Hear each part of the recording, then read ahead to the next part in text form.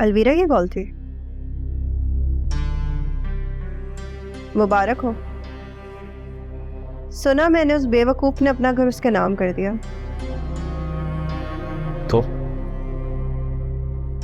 तो तुम्हारे रहने के लिए जगह हो गई, तुम यहाँ से जा सकते हो। नहीं, वो 1 महीना उससे तलाक नहीं ले रही। 1 महीना भी क्यों? जब तलाक देनी ही है तो आज क्या और कल क्या? हाँ, वो बेवकूफ नहीं, मेरा मतलब है वो राहिल जो है वो उसको कह रहा है कि वो 1 महीने तक उसके साथ रहेगी। जानते हो, जैसे जैसे ये राज मुझ पे खुल रहे हैं मुझे खुद से ज्यादा अलवीरा बदनसीब लग रही है। नाश्ता रेडी है, करना चाहो तो आ जाओ। ये तो तुमने कमाल कर दिया। अब हमारी मुश्किलों का हल निकल आया। अब हमें लोन नहीं लेना पड़ेगा। मुझे लगता है मैं अभी और भी बहुत कुछ निकलवा सकती हूँ उससे। मुझे तो इसके पीछे उसकी चाल लगती है। चाल? कैसी चाल? देखो, वो कमाल का बिजनेसमैन है, इतनी आसानी से इतना बड़ा नुकसान नहीं करेगा। अरे रहने दो, वो पागल है मेरे पीछे। ऐसे कई नुकसानात वो पहले भी कर चुका है।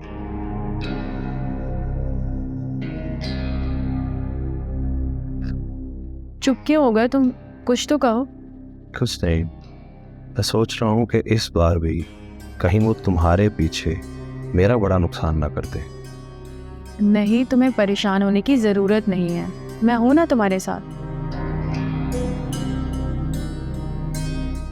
ठीक है, जो तुम्हें बेहतर लगे, लेकिन मैं फिर भी कहूँगा एहतियात नुकसान से बेहतर है। तुम ऐसा करो, तुम अभी वकील को फोन करो और ये सब मेरे नाम पे ट्रांसफर करवा दो।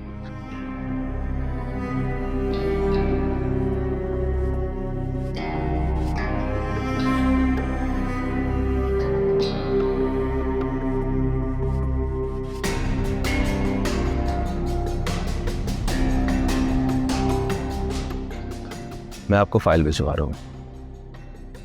कल हाफिज।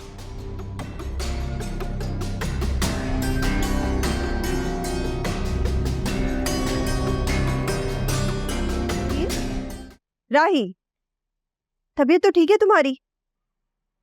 हाँ, क्यों? सारे दरवाजे खुले, कोई भी नहीं है, ना चौकीदार है। कोई कुछ चुरा ले गया तो?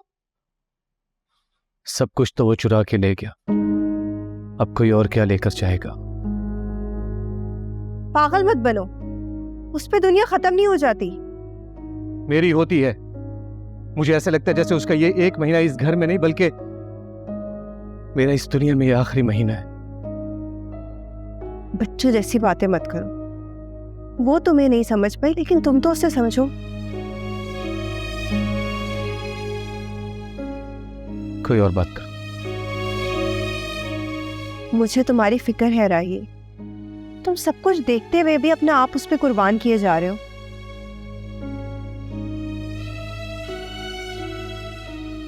यहां तक कि ये घर भी तुमने उसके नाम पे कर दिया।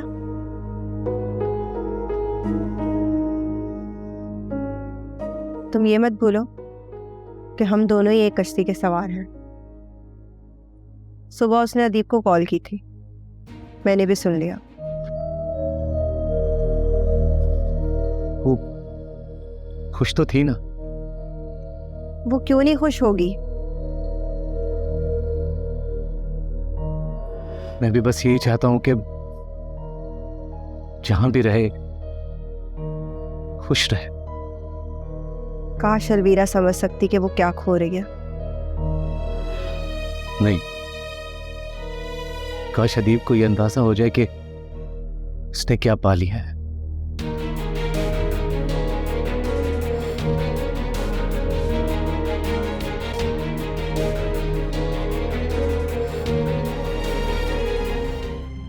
अम्मा। हाँ, उठ गए? जी उठ गया, और आपने जो बम गिराया है ना उसका भी पता चला मुझे। मैंने कौन सा बम गिराया बेटा? यही जो मदिया और यूनुस का रिश्ता। अम्मा, आपको याद है ना कि जब पड़ोस वाले लड़के के रिश्ते की बात हो रही थी तो मैंने क्या कहा था आपसे कि सबसे पहले आप भाईजान से पूछे। मतलब बाप होकर भी मैंने बड़े भाई का मान रखा, तो यहां मेरी बेटी का रिश्ता हो रहा है, मुझसे पूछे ही क्या? माँ हूं मैं तुम्हारी, मेरा भी कुछ हक बनता है। और फिर मेरे भाई ने पहली बार मुझसे कोई रिश्ता मांगा है।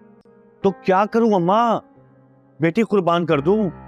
अरे बेटा, कुर्बान नहीं की जाती, बच्चियों की शादी होती है, बच्चियां ससुराल जाती हैं।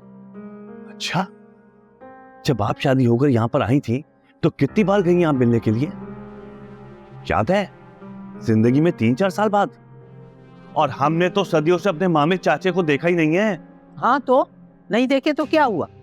तो क्या हुआ? अम्मा, मैं अपनी बेटी की सूरत बगैर देखे नहीं रह सकता। अम्मा, आप माँ है तो मैं भी तो बाप हूं ना। मैं अपनी बेटी की जुदाई बर्दाश्त नहीं कर सकता। अम्मा, यहां शादी होगी तो कम से कम मेरा जब दिल चाहेगा मैं जाके उससे मिल लूंगा, देख लूंगा। अम्मा, वहां से यहां और यहां से वहां कौन जाएगा?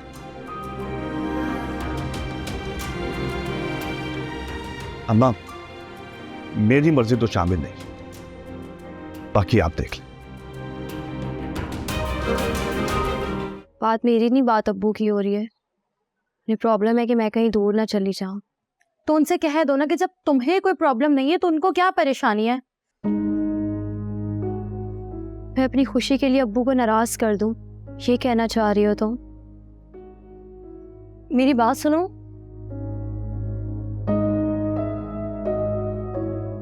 सभी लड़कियों के साथ ऐसा होता है जो हमारे साथ हो रहा है। मतलब